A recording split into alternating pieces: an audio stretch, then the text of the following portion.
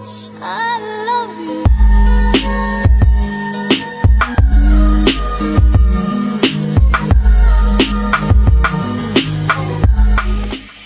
Alright, so we're going to install the airbox on this car. I'm just going to take advantage and show you guys how we install the early box on an early car. Minus a 3-inch coupler, this is what you get in a full kit. You get the airbox and the completion kit. Okay, and then filter, sleeve, clamps, and we're missing a coupler. So this box, Adam already modified it to fit this car. This is an early car, so the ABS bracket, if you want to show them, the ABS bracket typically doesn't come out like this on most E30s, but on some of the early cars, they have it like that. So I had them how to modify it. We get a lot of people that have trouble putting these boxes in, but that box sits like that. Now we say, and we tell people you can bolt it in if you'd like. Typically it just stays in there snug, but on the early cars, it does tend to shift a tiny bit. So we're gonna go ahead and pull this. So it has about a 1-inch ledge on the bottom. There's a 1-inch ledge on the bottom, and we just drill right into the frame rail. Don't worry, it won't.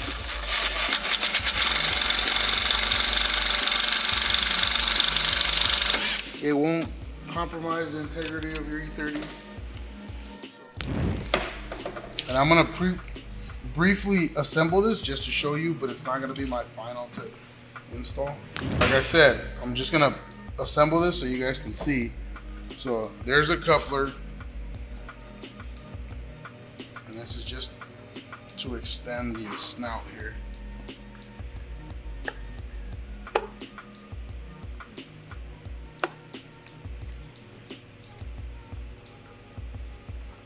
Okay, you have your coupler, your sleeve. Don't mind the position of the mat or anything yet. So this sits like this. There's your intake tube.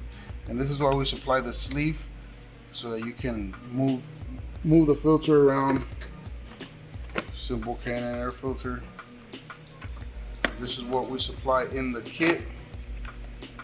If you get a 3-inch one, it'll be the RU5111.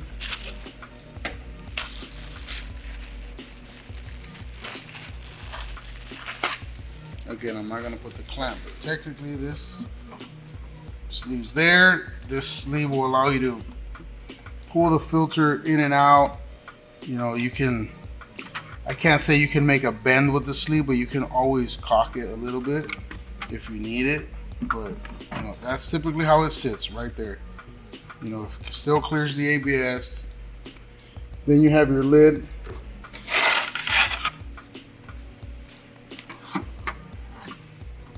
Once everything's bolted, clamped up in there, you seal it. Now I see a lot of guys, when installing the early and late model box, they put it over the ledge. It doesn't go over the ledge, it goes underneath it. And if for whatever reason you can't get it to fit just right, either moving the box slightly from the bottom, the actual box will help. But this goes on the bottom of this lip here and on the bottom of the inner fender. And it goes like that. And then this seal covers this.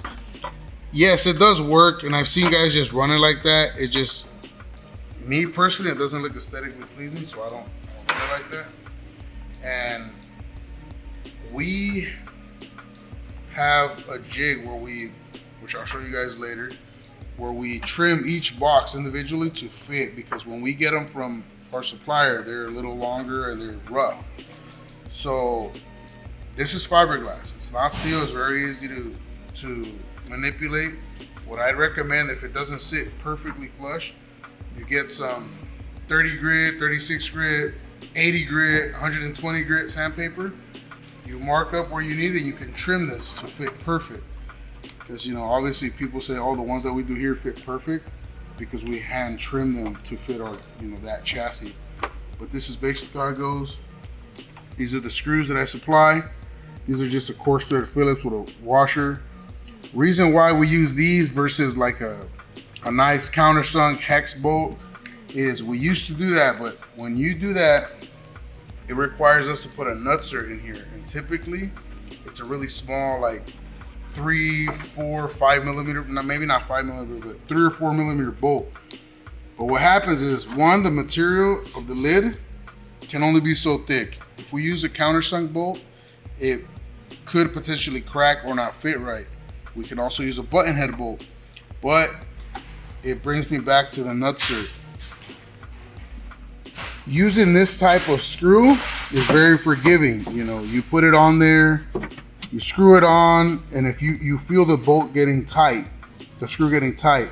With the nutsert, as the moment you start threading it in, and you either didn't put it in right or it goes in crooked, that's it. That nutsert is gonna spin in the fiberglass because we can only crush the nutsert so much. So I stopped doing that just because there's a lot of room for error, especially human error, because again, you know, it's a fiberglass piece, every car is different, so things are gonna move around. So that's why I don't run quote unquote nicer hardware. And in my honest opinion, these bolts don't look that bad. A lot of people opt to paint them black. I personally like the look. So that is basically how you install one of these air boxes.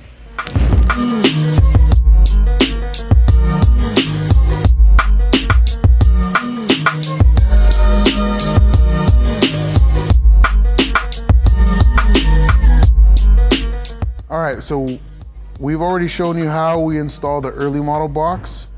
It was on a swap car. This car is also swapped. This car already had the box on. We just had to remove it to inspect something.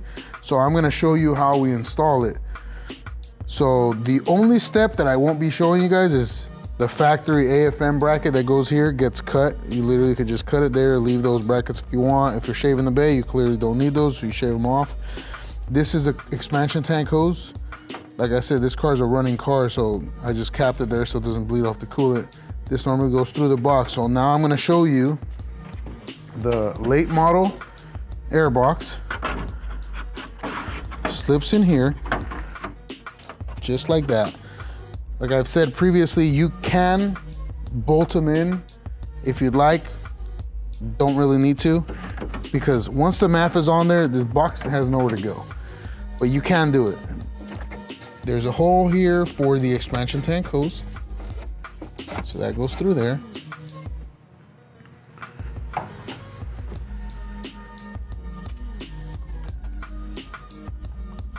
Now I'm just gonna take off my plug so that I don't make a mess.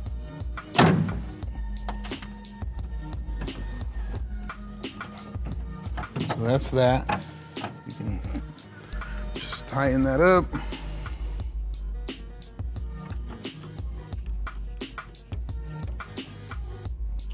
One thing I will mention that I'm not sure if I mentioned before, a lot of people have the hose clamp on this side. You do have to make sure that the hose clamp's on this side, on the, closer to the engine, because if it's on the frame rail side, it'll hit the box. So you definitely need to swap that over. This box was bolted down, so I'm gonna go ahead and bolt it down. That's that. And then you have, obviously, your MAF, your 3-inch sleeve, and your sleeve with hose clamps. So what you want to do, what I always do, is slip the coupler over the MAF first, throw on a hose clamp on this side. This one might be a little tricky because this hole's a little old, so I'm gonna put this clamp afterwards.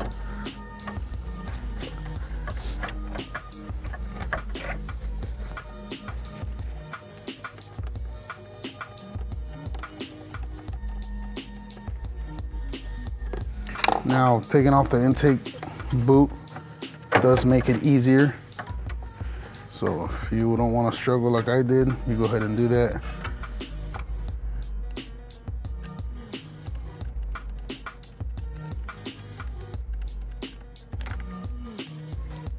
So just go ahead and kick it on. So because I put that coupler in the MAF without one, you just have to open up the clamp, fish it through.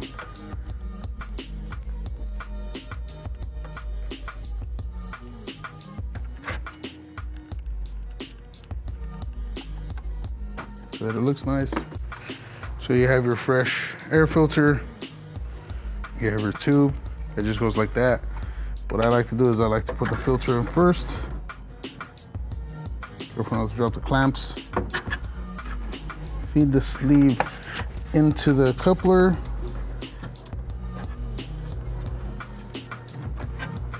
Then filter onto the sleeve.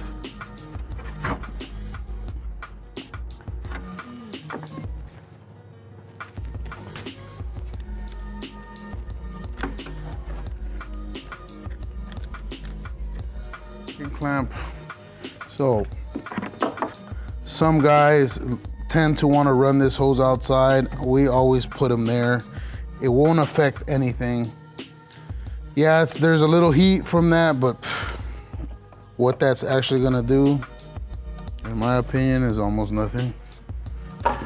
Then the lid goes underneath this little lip here.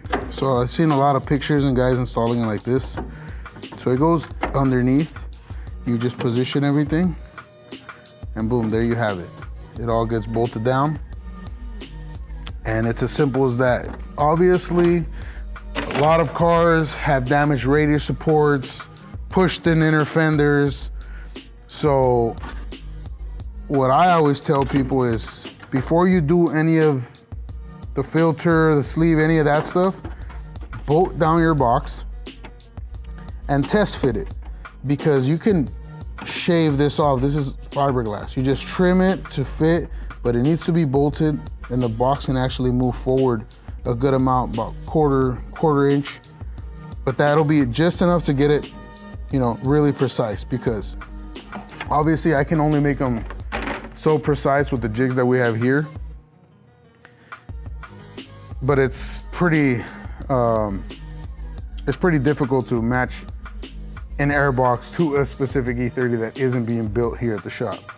But there you have it, straightforward, makes the engine bay look great, and it encloses your air filter. For those who live in California, I've barred countless cars with these airboxes. My guys at the referee station have never given me any trouble with these.